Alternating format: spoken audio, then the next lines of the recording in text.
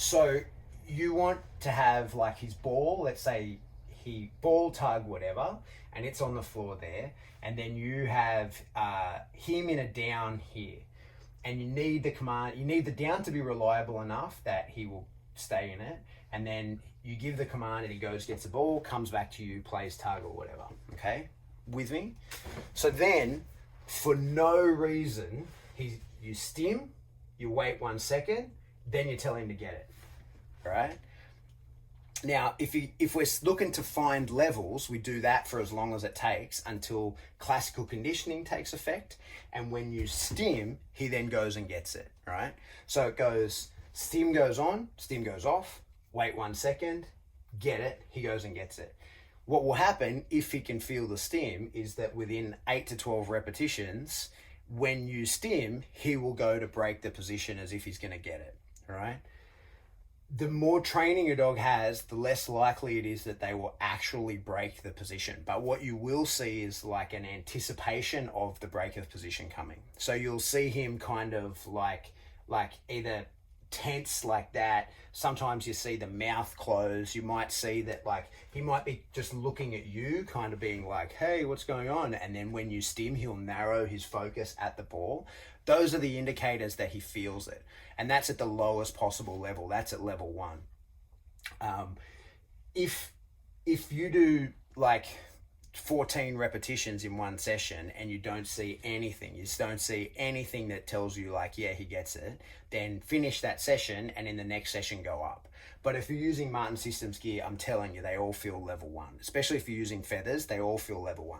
So then at this point, when you know he can feel it, and you know he can feel it right away, right? He can feel on level 1, is that you then say, the stim goes on, right? So it looks like this in the graph. It says stim, and it's on for like half a second, right? 0.5.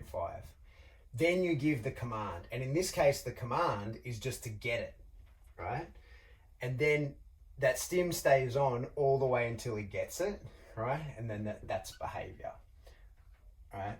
And there's no need to add an extra PO to keep it in the NEPO because the PO behavior is getting the behavior that we're asking for is actually just getting his thing that he wants anyway, right? So stim goes on, and this is at the lowest level. He shouldn't be concerned about it. He shouldn't be compelled by it. But what he's learning is a relationship to it. He's learning that when the stim goes on, you will tell me what to do. And in this case, what to do is just get his ball.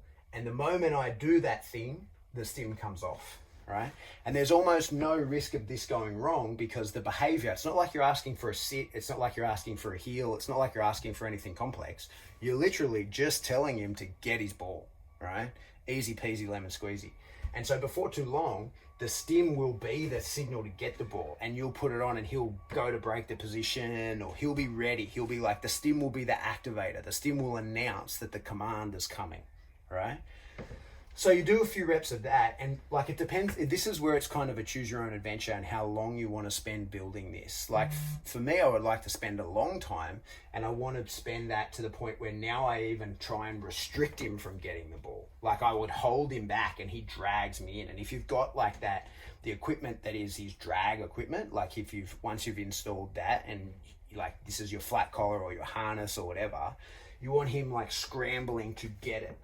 And knowing that he turns that stim off when he gets there. He's still only doing it.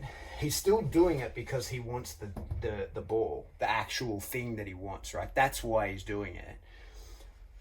Not to turn off the stim, but he notices the stim turns off as he does it. He's not doing it to turn the stim off, but he notices the stim turns off when he does it. And then you can start to up the stim a little bit, right? So maybe you go to level 2. And because as the pressure goes up, he's not going to be stressed in any way, shape or form about it going up because he knows exactly how to turn it off. Now, remember, of course, the cumulative effects of pressure, right? So you must keep in mind that, like, you know, if this is our graph where this is time and this is intensity, right? Time and intensity. That if our intensity of 100 for 1 second, inside of that space is 100 units of pressure. But if our intensity of 1 for 100 seconds, inside that space is also 100 units of pressure. So the reason I bring that up is because when he's going to get the ball, don't have it very far away. have it a short distance, because it's going to be on until he gets it. And so what might be a low level can become a high level if it's on for a longer period of time. So it's just a few meters, that's all you need. Just enough so that he goes to gets it. So then we keep in mind that it's stim on, right? Give the command, he performs the behavior, and then it's remove the stim, right? Stim comes off. Then you can go up one, right? So now it's level 2 and he is rushing. He learns, I turn off the stim by getting that ball, right?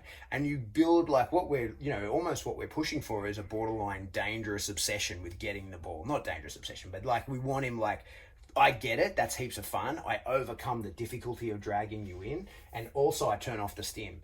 At the level 1, I don't give two shits about whether I turn it off or not, but I notice that it does turn off. And then as it goes to level 2 and up higher, if that is what you want to do, then he's like, shit, I want that off. And now he goes faster in order to try and turn it off. But we won't stress him because he knows how, right?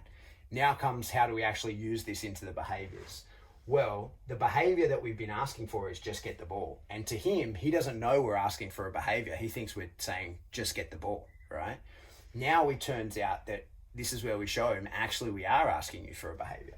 So from the down here, we make sure we go all the way back down to level 1. We're at the really low level again.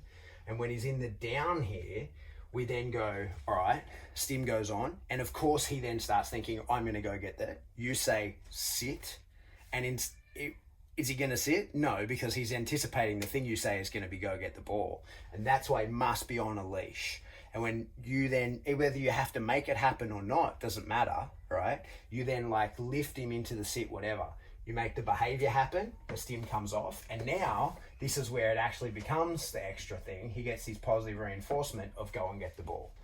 And so when you do that into a couple of different behaviors, you do it from the down into the sit. Maybe you do it from the down into the heel. Maybe you do it from the heel into a down. It doesn't matter, lots of different behaviors. But the stim goes on.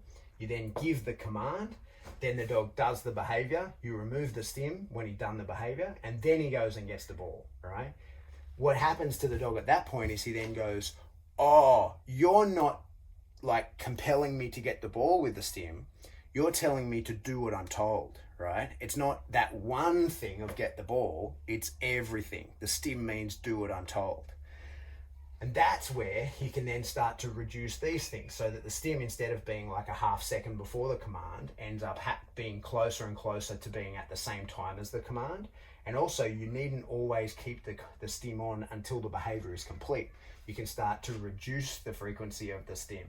So instead of letting the stim on all the way through into the behavior being complete, you then start removing the stim early before the behavior is complete. And if he stops committing to the behavior and stops halfway through, you can just put the stim back on. And then what you end up here is a stim that acts as a reinforcer of the command.